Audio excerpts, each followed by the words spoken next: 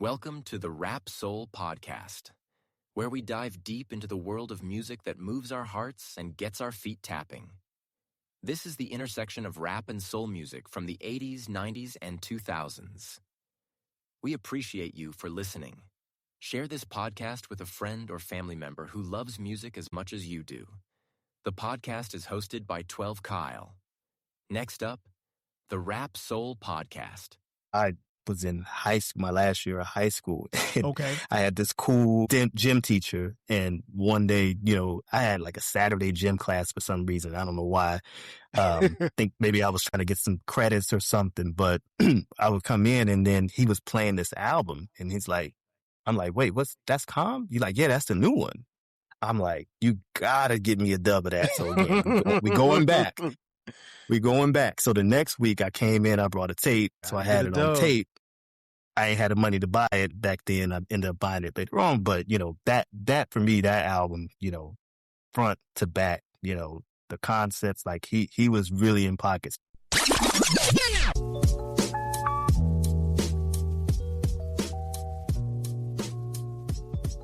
Welcome to another edition of the Rap Soul Podcast. I am your boy 12 Kyle. I want to thank you all for tuning in each and every week. Again, this is the Rap Soul Podcast. This is the intersection where we have discussions about music and artists from the 80s, the 90s, and the 2000s when it comes to rap, hip-hop, soul, and R&B. Simply put, folks, this is the best music podcast that you have never heard until right now. Again, I want to thank you all for tuning in. Shout out to those of you who are watching on YouTube as well as Spotify. Man, check this out. All right, so you see the title, Like Water for Chocolate versus Be. We're bringing back the Versus series. If you've been following the podcast, shout out to my homegirl, Britt Renee. She's been on a couple of times, and we've done the Versus. We've done like Off the Wall versus Thriller, Mama's Gun versus Baduizm. And the Versus series is a series where we take an artist and we take two of their albums and we compare the albums. But here's the thing. Unlike most discussions that you'll see online, we actually have a criteria. And I always say, that's very important to have a criteria, because if not, you're just arguing opinions, and opinions count for everybody. But on this episode, we're going to go through the criteria, and it's the same criteria for each episode. But before I do that, I got to introduce my guest. He's really not a guest to me. He's just a guest to you guys because you've never heard him before. But me and this guy, man, we go back to, it's got to be like 2008, I think, 2007, Before something that, like that. Man. Really before? Yeah, it had to be probably before that. We got our starts around the same time blogging. I was blogging here in Atlanta, and he was in the city of the wind, Chicago, Illinois. He actually has an internet game that we'll talk about that deals with hip hop before we leave this podcast. But welcome into the Rap Soul Podcast for the first time. My man C-Recks is back in the building. C-Recks, what up? What up? What up? Appreciate the intro, man. Appreciate you having me on. Love what you're doing. I got to start off by giving you your flowers, man. Appreciate it, man. The viewers, whether you know or not, this man has been doing this thing on the podcast thing before podcasts were popular in what they are today. I remember Blog Talk Radio. I remember Blog Spot, again, going way back. So way back. that you've been doing it. You've been consistent, man. I got to give you your flowers, and keep doing your thing, man. Appreciate being on with you, and look forward to doing more of these in the future with you. Oh, definitely, man. This is a long time coming. I mean, you took me back. Well, yeah, Blog Talk Radio. That's when I had the 12 radio show. I think Yes, I started that in 2010.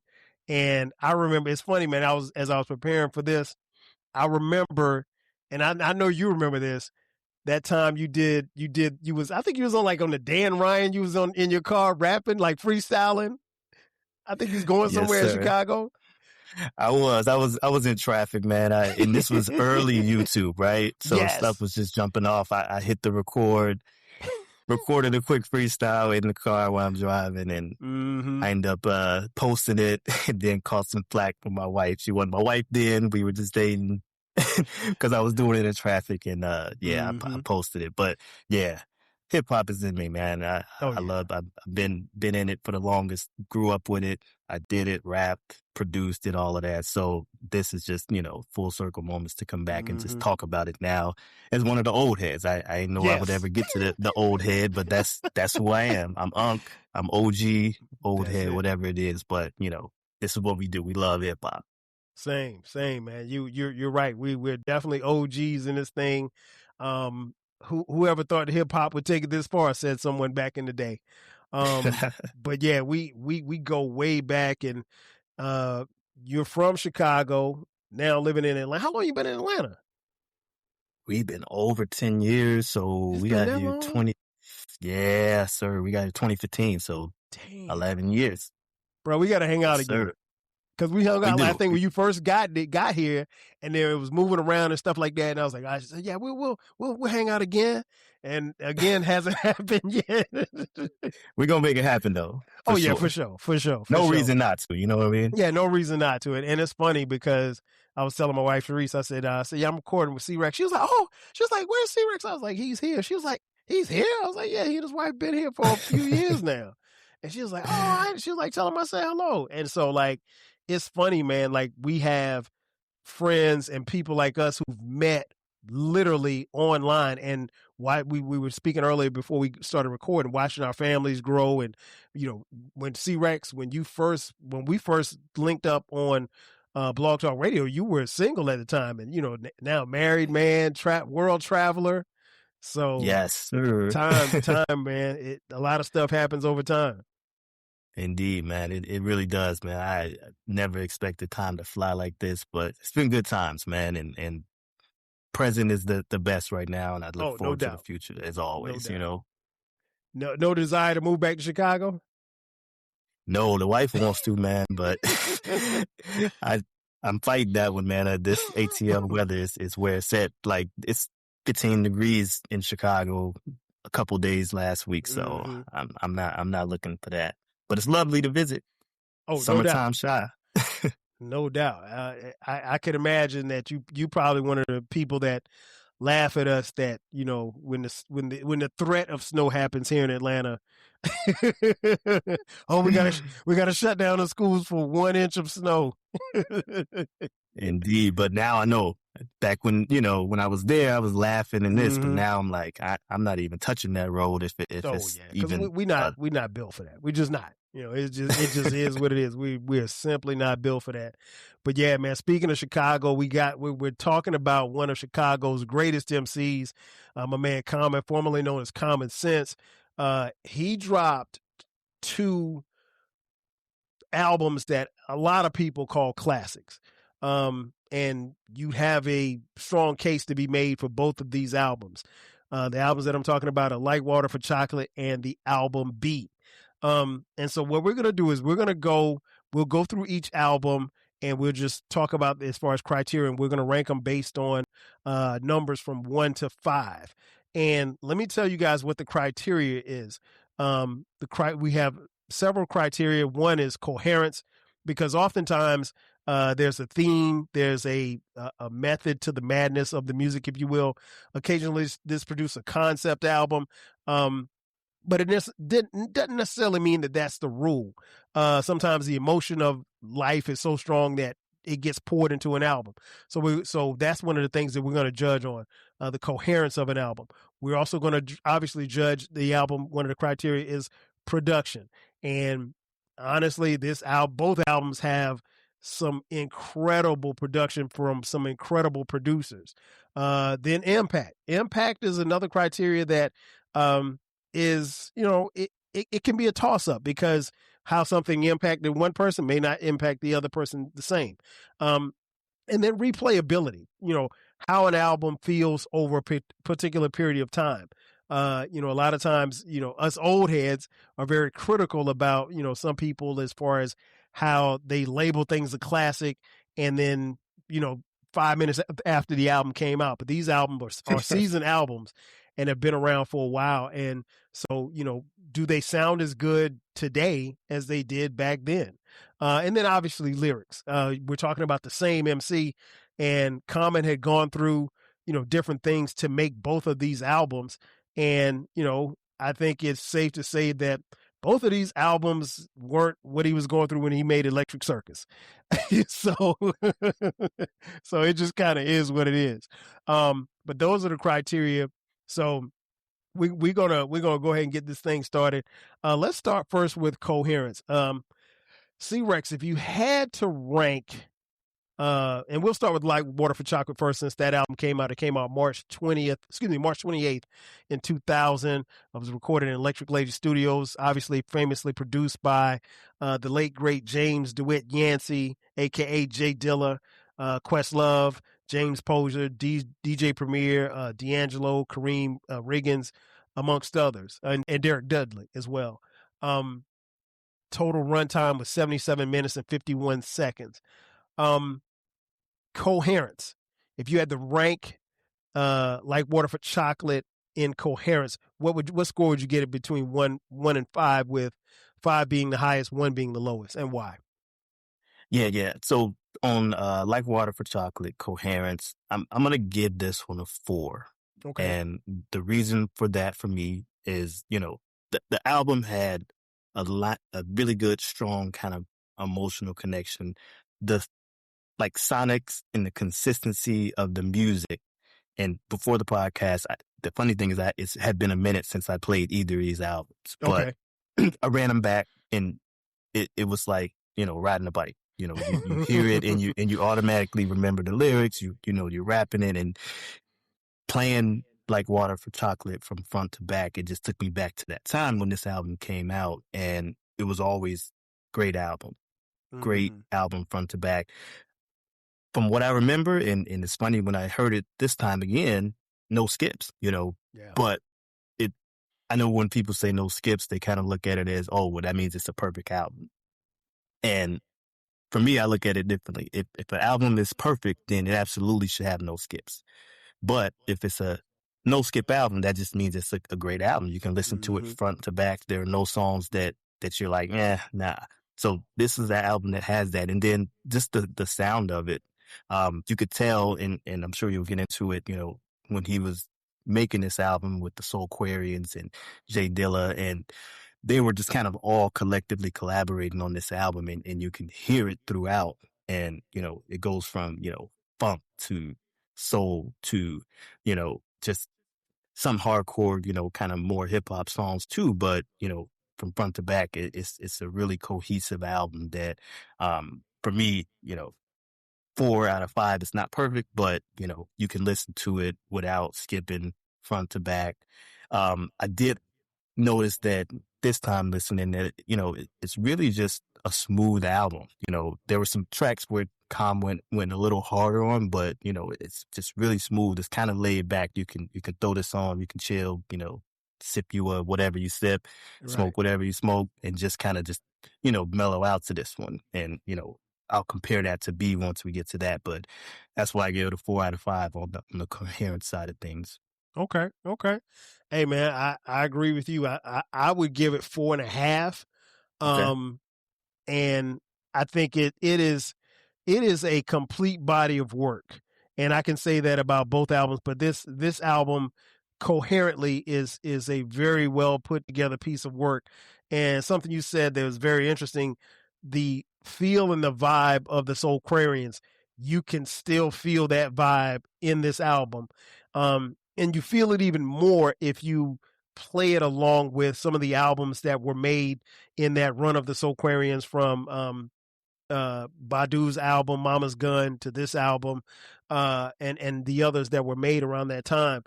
I agree with you. There's no skips on here. I don't I've never particularly cared for the joint with MC Lyte. It just seemed kind of cheesy to me, but I don't skip it. Like I've never skipped it, but it's just like, oh, come on. Like, I'll put it like this. It was, then the reason probably why I feel this way about that particular song is that you guys know, and C-Rex, back in the day when you opened up the CD or the cassette tape, you looked at the liner notes. So I'm looking at the liner notes and it says MC Lyte. And I'm like, oh shit, MC Lyte. And I'm like, nah, this ain't it. I'm expecting I'm expecting, the back and forth. I wasn't expecting pimp, hoes, hustlers.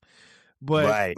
But I'll give you this. When I listened to it again this time, I felt like that about the song back in the day, right? Same thing. It was like, it wasn't skippable, but it was kind of like, yeah, I'll listen to it, but it wasn't the best. But when I listened to it this time with new ears, older ears, however you want to say, but the way it was written and the way Light, wrote these verses and kind of spit her thing and flipped the pimp side from the woman pimping the dude out.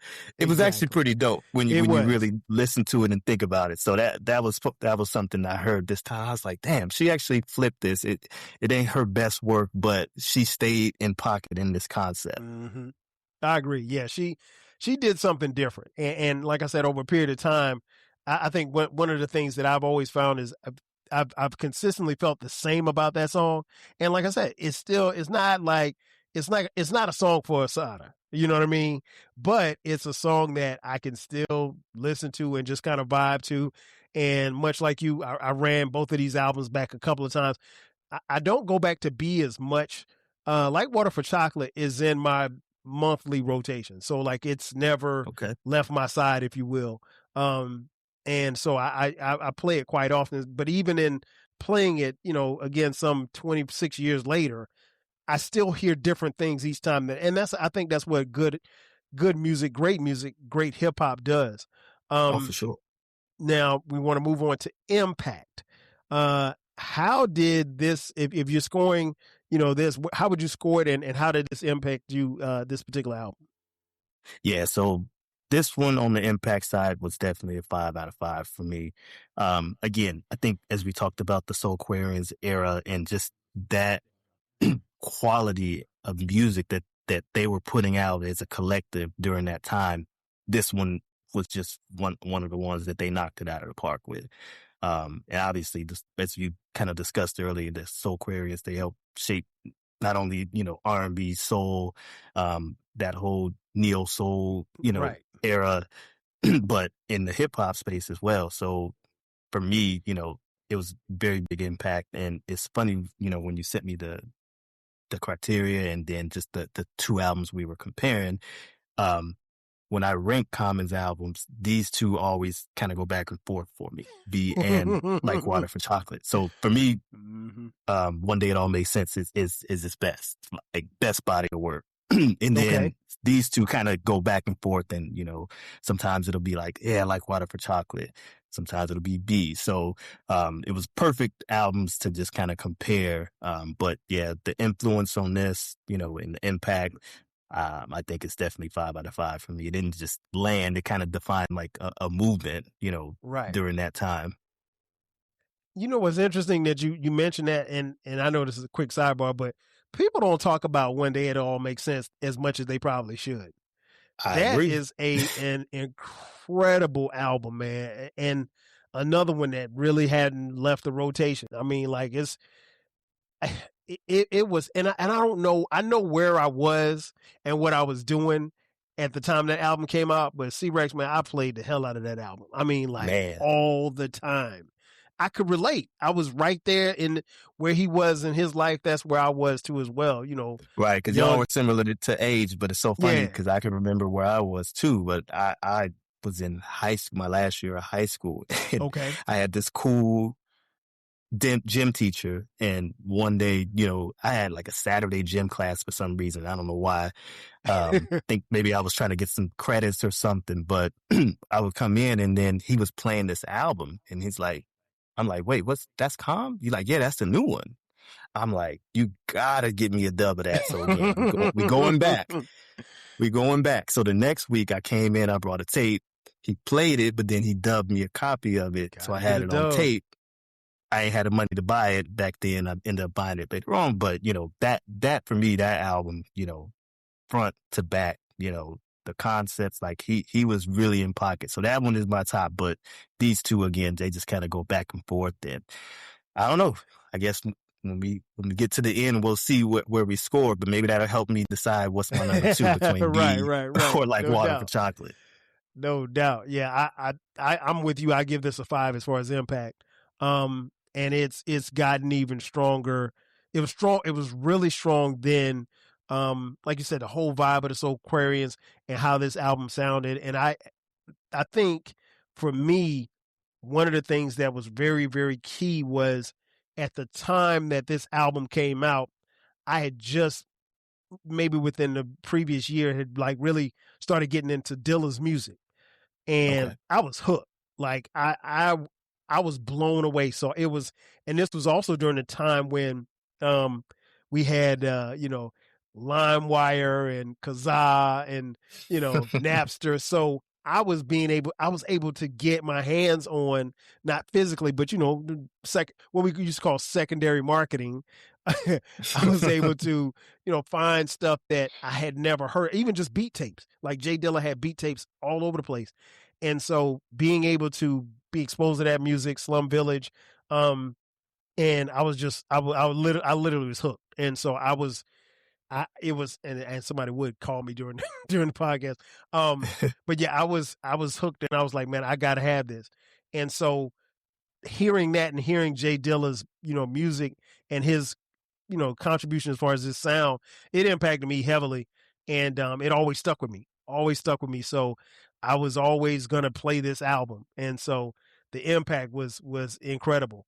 Now we move on to replayability, being able to not only play it then but play it now, and I think this is a key criteria because like you and I, again, we OGs, and we hear a lot of talk and see a lot of stuff online about such and such album come out and everybody rushes to call it a classic, and then 5 months later, 5 years later, nobody's talking about the album, and it was just a hot album at that particular time. And some of these albums don't have a lot of replayability. I get a lot. I'm not going to say I get a lot of criticism, but I get a lot of eyebrows raised when I say, for as dope as an MC as Eminem is, his music just doesn't have a lot of replayability to me. He's an incredible MC, but once I've heard his album 2 or 3 times, like I never go back to his music. But that being said, as far as replayability, how would you score this album, Like Water for Chocolate? Yeah, so on the replayability side, I'm gonna get this one 4.5. Okay. The album is a little longer than some other albums, but again, as I already mentioned earlier, you can play it front to back. And same thing as you mentioned earlier, as you listen to it, you kind of hear different things, you hear different sounds. And not every track hits the same on a, just a replay level, but you can play it. You can put it now, you can put it on right now, and it's going to sound great. You got some standout tracks. I mean, The Light, God, you throw that on anywhere and you hear that opening, beat drop. It's like, oh man, it's going, people are going to go crazy, especially hip hop heads. And it's a love ballad, so you even got women that'll rock to that. And then of course, 6th Sense, DJ Premier, like when they mentioned, funny thing, again, going back how you mentioned Napster and all of that, when this album came out or before it came out, they had some tracks that were leaked on there. So, in The Light, I remember somehow getting that offline and, doing it, getting that offline and then 6th Sense. But when I heard that Calm was on Premier beat, I was like, I gotta hear this. and it did not disappoint. The video is dope. The song, holds up. You got the vocals on it, like incredible songs. And then, one of my personal favorites is the Aphrodisiac. Like, love that joint. Love that joint. So again, it's so many tracks that, you can replay and continue to replay and it does not get old. So I think it stood up and held up over the test of times. Quick side note too, it's funny that you picked these 2 albums also because I've been to 2 Common concerts and they both that I went to were after these 2 albums and the shows were incredible. Both of them, like incredible shows. House of Blues in Chicago for both of them. And the live version of listening to these 2 albums was even better than listening to the album or the CD by itself. So, replayability, I definitely up there with this one for 4.5. Yeah, I'm with you 1,000%. Replayability for me is at 5. Okay. I just I will agree. It is especially when you think about today's hip hop at 77-minute runtime. That's very long. I mean, like if you give me a 77-minute album now, I'm probably not listening to it because it's probably not going to hold my attention. But I think Right. there's ebbs and flows to this particular album. And conversely, B is, I think, 42 minutes long. So it's not as Yep. long, but he got in and got out and was immaculate as far as how he did it. But yeah, I'm not bothered by the time. And I guess it's because it's resonated and grown with me for so long.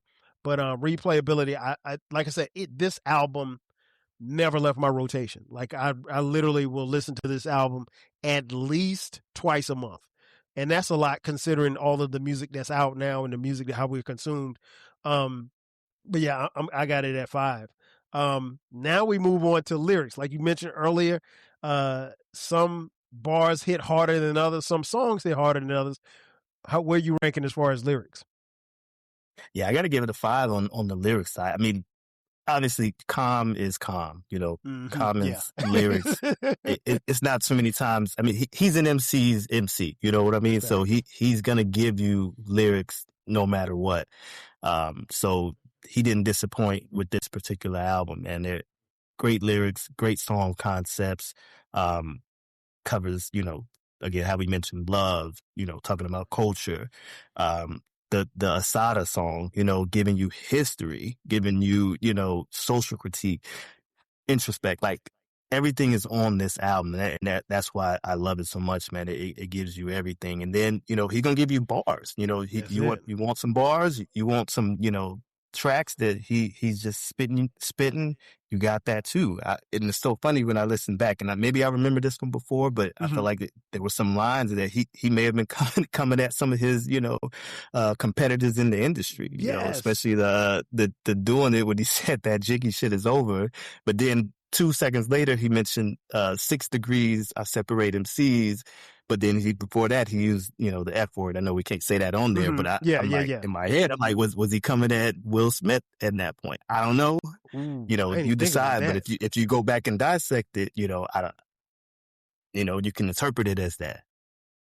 It's funny because in that same song, he said back to back MCs who sound the same. I thought there might have been a shot at DMX.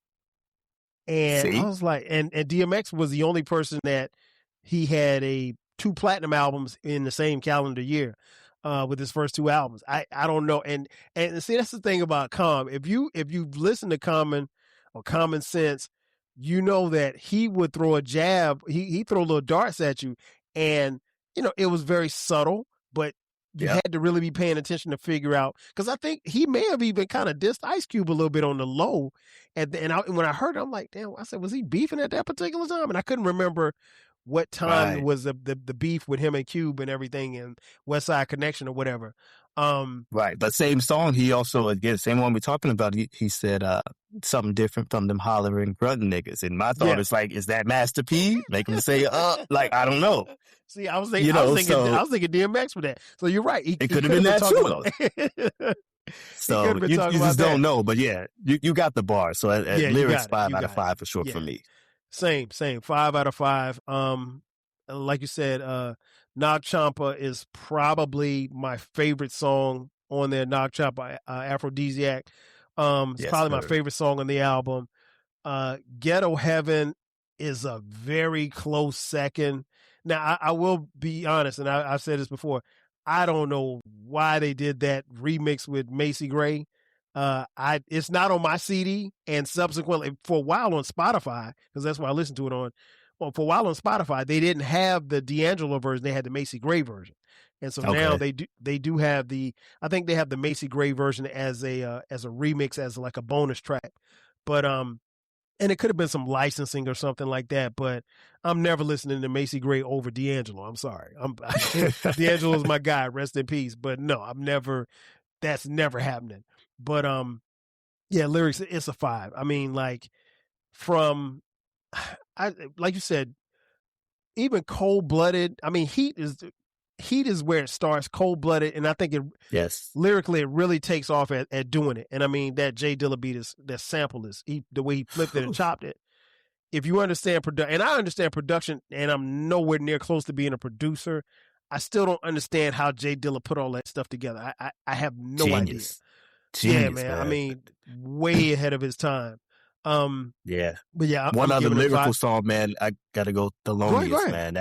That's my joint, the Thelonious, man. And the thing, he just let SV just kind of go back to back, and he hopped in, but then let them pretty much, take over the songs. But it's a knocker, man. I love that joint. I love Dilla's verse on that. I mean, because Jay Dilla's talking this shit on that. And you could tell he made the lyrics fit the beat, and when it broke down, like it's just incredible. Yeah, I agree 1,000%. Production. I mean, we're talking about no. I mean, you only had to, but we already talking about Dilla, man. So 5 out of 5, man. The production is crazy on this album, man. I guess, like I was saying earlier, you just kind of go from, again, a little bit of funk, a little bit of soul. You got some hardcore, joints on there with, 6 Sense, but the beats are incredible, and that's what makes this album stand the test of times too. You got, dope concepts, you got incredible beats. Again, this is, to me, at least back then, an album you can throw on and let your parents listen to it, and they'll vibe out to it. And the other thing I noticed too, it almost fits into, speaking of parents in their decade, that era of, just kind of funk.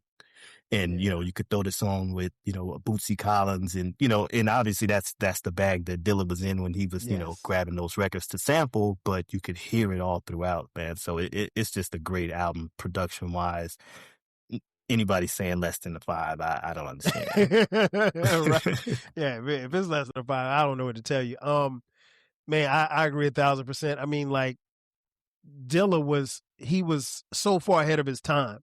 And, these soul samples, I mean, like, there's Rick James samples that he used in doing it. I mean, like, I saw somewhere online where they broke it down, and the piece that he chopped, I had never even heard before. I didn't know that was where it came from.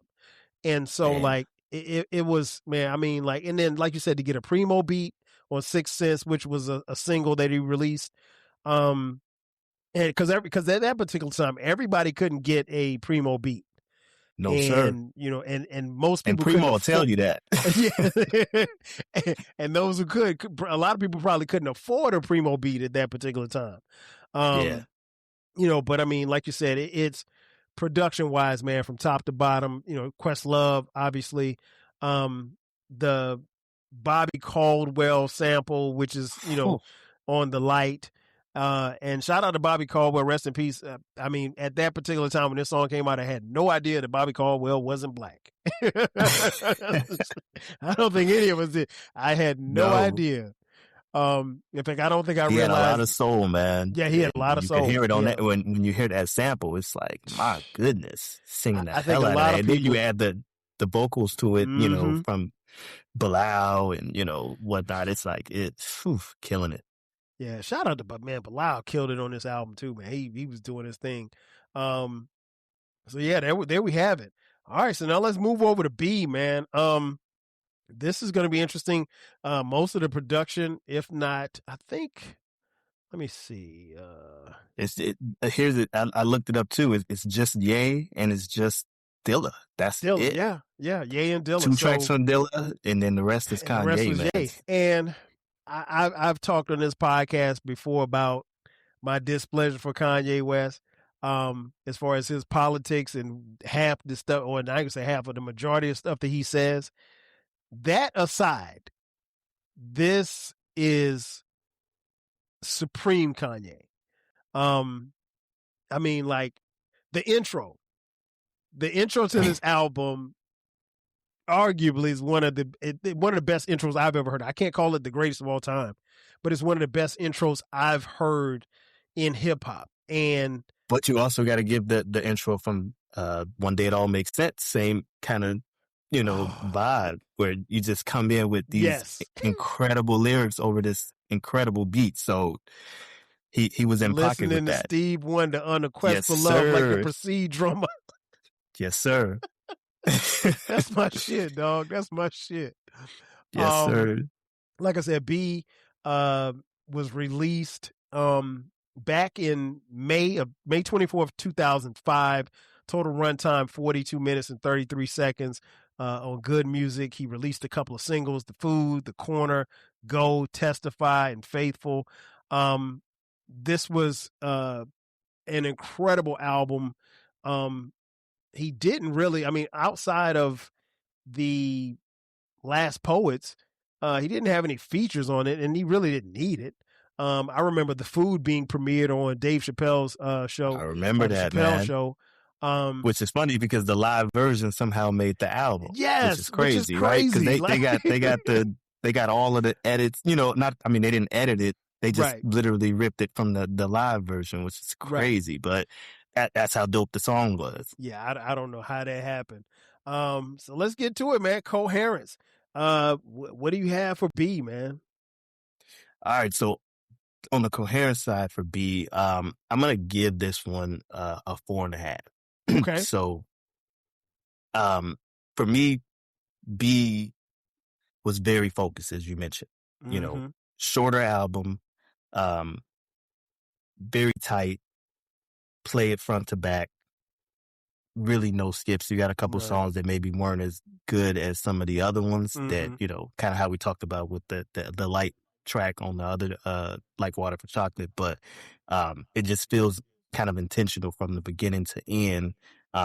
And you can tell that for me, like Water for Chocolate was going back to the Soul Aquarians, it was very collective. You could tell they got in the studio and they kind of all collaborated and really worked on some of those joints. This one, it feels like him and Ye got together, locked in, and they just banged these great songs out. And again, it only, 44 minutes, 11 tracks.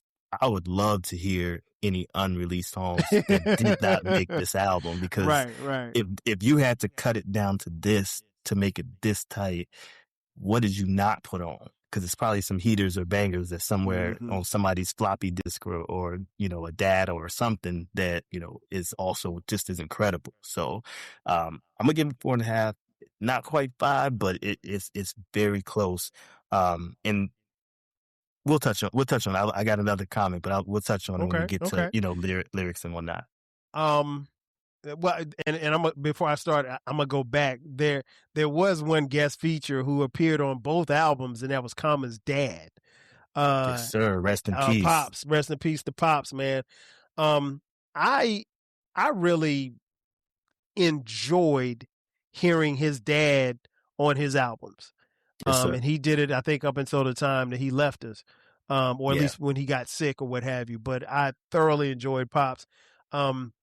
I agree. And one thing about the Pops thing is, and I think his Pops even touched on it for sure on the Like Water for Chocolate, was he almost became everybody's Pops, our Pops, and you look forward to hearing, him and give that rap, give his knowledge.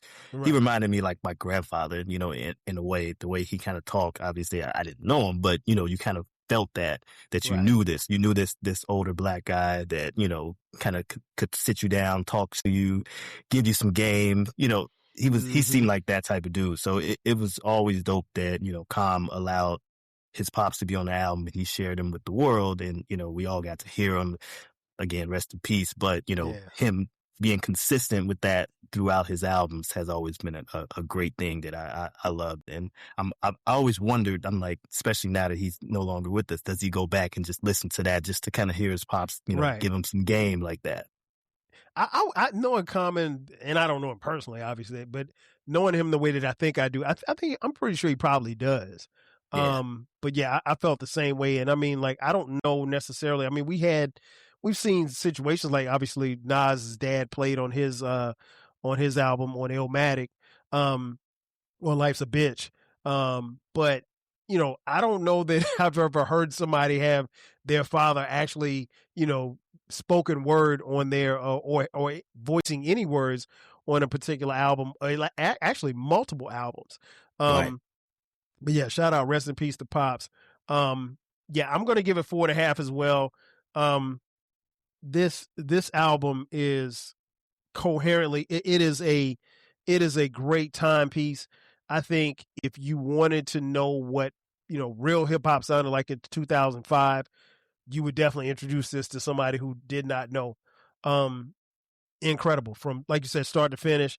And you make a great point, because if this album is 42 minutes, Illmatic, which a lot of people think it may be the greatest album ever, is only 39 minutes. So it's very similar as being short. So like you said, if there are tracks that Kanye didn't use or Common didn't use, I would love to hear them, because you had to be a smoker to get on this album. Kanye, we need a lost tapes version of this album. Let's get it out there. For sure. Now we move on to impact. How are you ranking the impact of this album? All right, so for impact, I'm gonna go with 4.5 out of 5. Mm-hmm. But when I talk about impact, I had to go back and confirm the timeline. So we know we're talking about Like Water for Chocolate. Great album. And you're probably gonna touch on this, but let's get into it.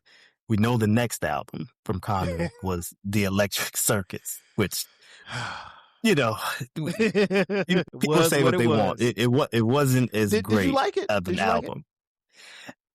It was okay. It was about probably 6 tracks on there that I did like. It was some other ones. We know it was experimental. He was trying to experiment, and he tipped the scale a little bit too far one way, and he probably lost a lot of his core fans that were expecting something different when the album dropped. So when you add that into the mix, Like Water for Chocolate 2000 drop, Electric Circus 2002, and then B was 2005. But what you got to put in between that is Kanye and The College Dropout, 2004. So once you add that into the mix, and you got the Chi-Town connection, however he hooked up with Kanye, Good Music, and got into the studio, he made the right move at that moment. And the reason why I say the impact was big, because it basically revived Common's career. So that Electric Circus album, kind of put him on the ropes where people didn't know if he could continue to make great music. Like Water for Chocolate was already a little experimental, right? Mm-hmm. With some of the beats, because you went from No ID with the One Day It All Makes Sense and those type of beats to, Like Water for Chocolate. Dilla beats incredible, but it was still, a bit of a transition, but people messed with it. But when you went to Electric Circus, where it was too far, we don't know. So Kanye really helps to, help revive Common's career with this album and the music. And like I said, when they got in the studio, they locked in, and the impact of it is great. You make a good point when you say, you throw this on and say, hey, what did hip hop sound like then? And they hear this. This is a great introduction to hip hop from that era. And you get into, those real soul sample flips that, Kanye was very famous for and kind of brought forward once he dropped The College Dropout. Right. And, his production just took off to a new level. And this album really, defined that era from a beats and, we'll get into production as well. But yeah, impact was great. And I definitely give 4.5 out of 5 on that one. Yeah, I think I scored this at a 4, and it's only because I think Like Water for Chocolate hit me really, really hard, and this hit me hard, and there's really not much difference between the two. But it's this album it truly was a breath of fresh air for me. 2005, we were outside, you know what I mean? We were running around, and I think for me, a big part of what this album was, actually both albums, but this album more specifically, was hip hop was turning. and it had definitely, it was taking up residence in the South, which was fine. I had no problem with it, but just being an MC, I think we started seeing like the snap rap, and it just wasn't as about bars anymore. And I think this one, it was like, nah, we still about bars over here. So, so yeah, it didn't hit me as hard, but it hit me hard. And and so I give it a 4. Now when we talk about replayability, what you got for replayability? Yeah, I got to go with 5 out of 5 on the replayability for B. Again, I think part of that is the tight cohesiveness with just that 11 tracks. It's an easy album to run front to back. Yes. It's really one of those albums, and I did it for sure when it came out, that, you get through it so quick, you just run it back. Run it back. That's it. You run it back. It's That's just it. like, I got to hear it again, depending on what you're doing. If you're riding around, whatever it is, it's like, just run it back. So, great replayability. It still stands the test of time. So when you listen to it today, it sounds as good as it did way back then. And, this is just one of those albums that, you can continue to come back to. Great songs, The Corner, Go, Testify. That's just some of them. But then you also get into, some of my favorites on the album, like Faithful. Man, love that joint. Yes. Love that joint. They Say, that's like probably my favorite if I had to pick one. They Say, man, with the sample on there, and, John Legend singing on it. And Kanye feature, like it's just an incredible song. So yeah, for me, for sure, I think this one has the replayability all day long, and, I'll run it back any day of the week. Same. I'm at 5 too. I think, I often talk about this on the podcast, is that sometimes you have these albums where it's like, almost, if you're comparing the two, it's almost like splitting hairs, and the discography between the two albums are so tight that I can't listen to one without the other. So like, if I listen to Brown Sugar, I got to come back and listen to Voodoo. Like I'm at the point now where if I play them, and so when I told you earlier, I play like Water for Chocolate at least twice a month. I'm still running back B, because they go together at this point for me. And you're right. At 42 minutes, it's long enough, or short enough, if you will, and it's good enough. Once you hear it, depending on what you're doing, if you're washing dishes, or folding clothes, or cutting the grass, you're gonna run it. I always run it back, and I did it even a whole lot. When the album first came out, as opposed to now. But yeah, man, it's They Say, Testify, Love Is, oh man. Yeah. And then finishing with It's Your World, bruh. Like you said, no skips at all. Obviously now we move into lyrics. What you got for lyrics? Yeah, so I'm gonna give it a 4.5 out of 5 on the lyrics. Okay. Great lyrics. Again, as we talked about, it's common. So you're going to get incredible lyrics. You're going to get incredible bars. I think with this being, again, kind of a comeback album for him, he was much more razor sharp. I think the album just overall was a lot more harder. And maybe he felt at the time, I got to come back much, much harder. So the lyrics obviously had to match that. But, definitely more direct, less abstract, a lot of, dope metaphors. I think he touched on the whole, I don't want to say fiasco, but just the Electric Circus album, even, Right. kind of calling himself out on They Say, where he said, they say dude lost his mind because, everybody was wondering what's up with this album. So he poked fun at himself, but then he said, on that same song, he said, then they heard the corners and they say that nigga back. That nigga Believe that. They're like, he back. So he back. Dope lyrics. Again, you got, Testified, dope storytelling song that, kind of came out of nowhere. It's like, man, this is different. This is, unique. It's a lot to name. And then, we already talked about the food. It's Your World, The Corner, that beat and the lyrics that he was spitting over that. It's like, oh my God. And then you got Go. It's so funny whenever I see, obviously we're all on social media, when you hear people, post the reel and they put Go in it, but when you only hear just the hook part, but then when you listen to the lyrics, it's like, this is a real sexual song, but somebody will put it with, a video of them and their kids or something. You know what I mean? Showing their kids playing basketball. Right. But great lyrics, man. So yeah, easily for me, I'll put it up there from a lyrical standpoint. Same. Yeah. I'm going at 4.5 as well.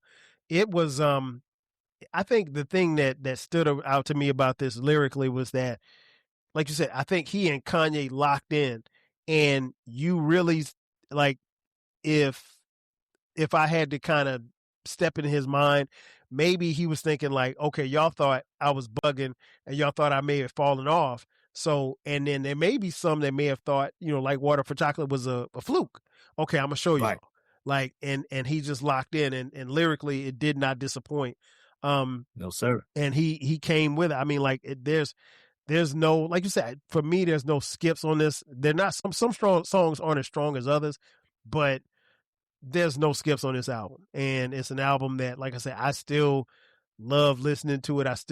And I had no idea when we watched Dave Chappelle that night, that it was that, and shout out to Chappelle, because Chappelle consistently had rap artists on his show, but he didn't have to. He gave him a platform, to perform. Most Def, De La, he was locked in with, real hip hop. Real hip hop. Yeah, he wasn't gonna have no fake stuff on his show.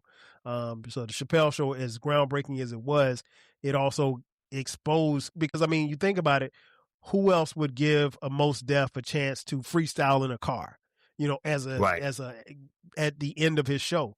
Right. On a network like, what was he on, Comedy Central back then? Yeah, Comedy Central. So you're on a network like that where, us as, hip hop fans really weren't tuning into a network like that.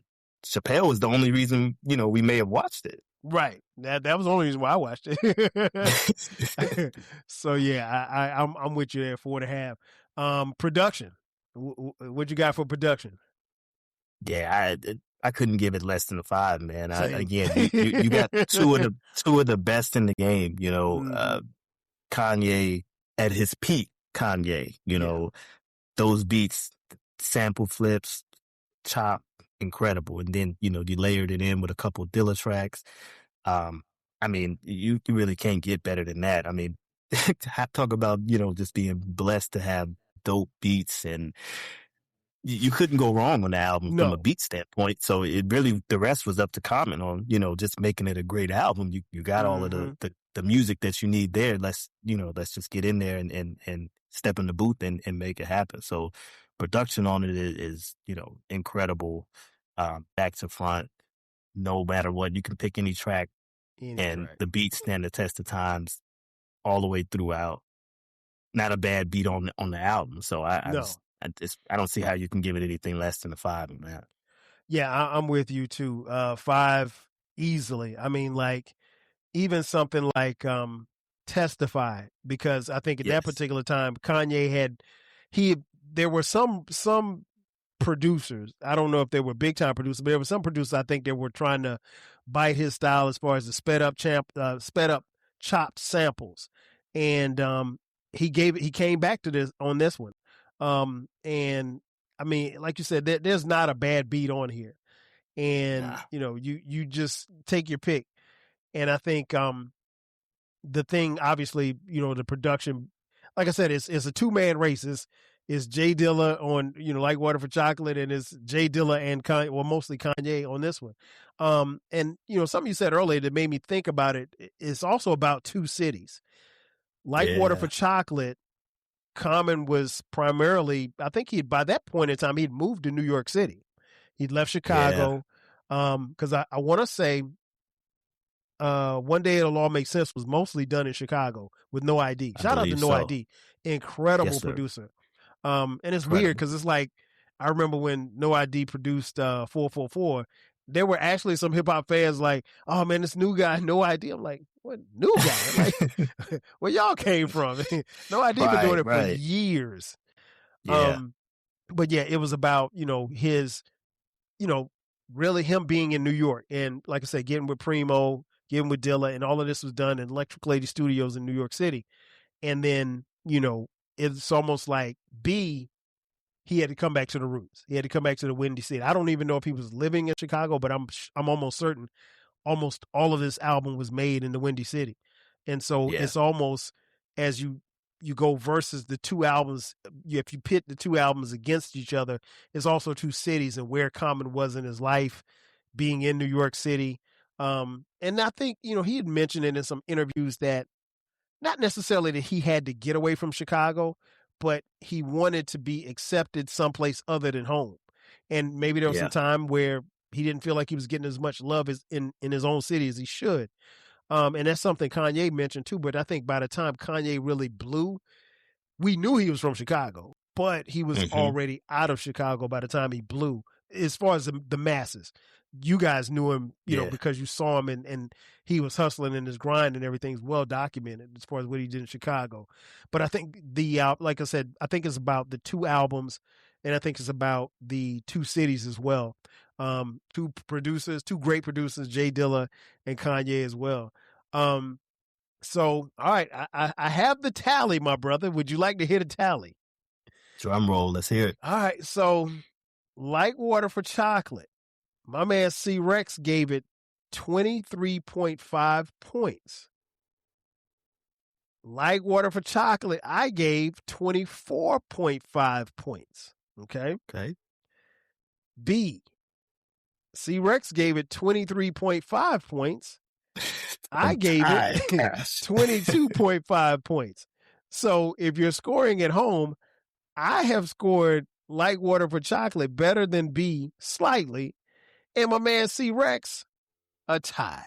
It makes sense. It goes back to what I said. I've always had these two right here when it comes to the best or the second best, on Common's discography. So it makes sense that would be the score that I would come up with. But yeah, I mean, two great albums, man. You can't go wrong with either or. Like you said, you playing them front to back. So anybody that's, introducing, someone to hip hop, these are both two great albums that you can throw on and can't go wrong. So, like I said earlier, it's like splitting hair. It truly is like splitting hair. I think for people who are hip hop heads like us, people who are like us who are fans of Common, you're going to have similar debate. It is now you're going to have something to say, okay, well, I like this one better than I like that one. But for the most part, these albums are very, because like I said, I came with 24.5.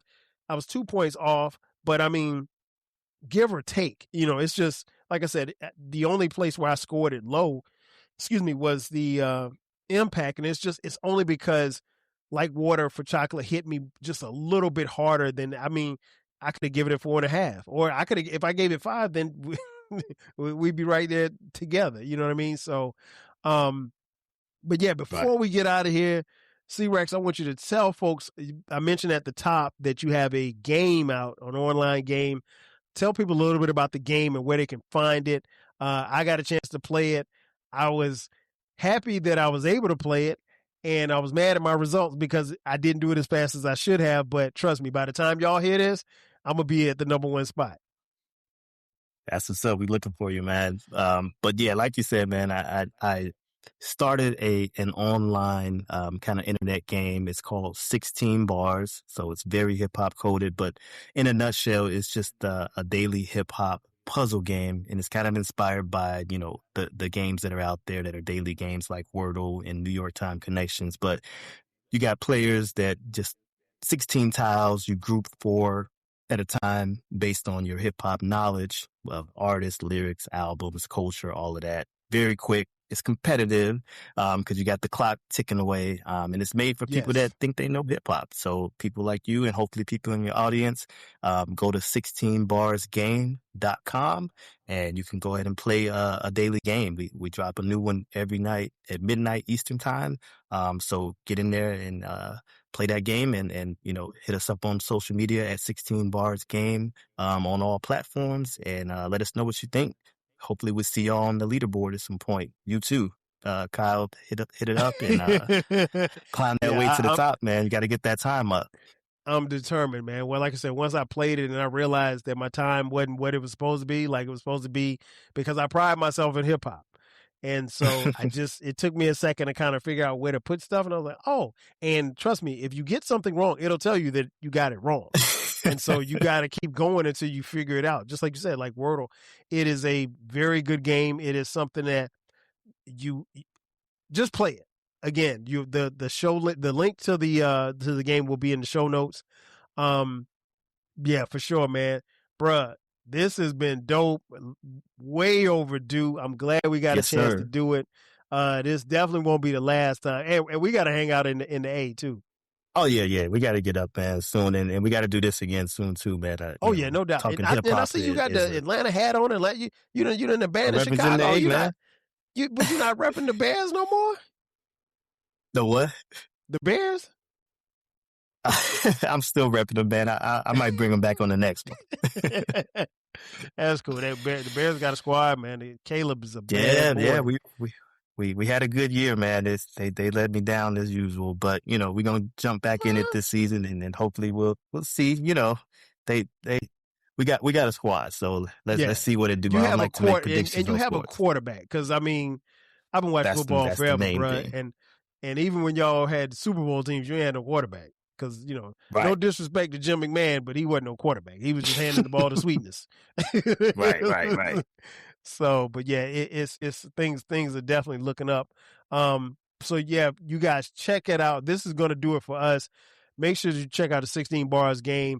Like I said, this won't be the last time the C-Recks is on here. Like I said, we go way back. It has been a pleasure to get you back on here, man, and chop it up. And I always, when I do these verses, I try to pick albums where it is a struggle, it's, like I said, when me and my homegirl, Britt Renee, when we did Mama's Gun versus Baduism, I mean, I can't remember the numbers, but it was like a half a point. Like it is, it's a flip for me. It's a flip of the coin. Like it depends on how I feel that particular day, but I'm at the point where I can't listen to Baduism without listening to Mama's Gun and vice versa. So yeah.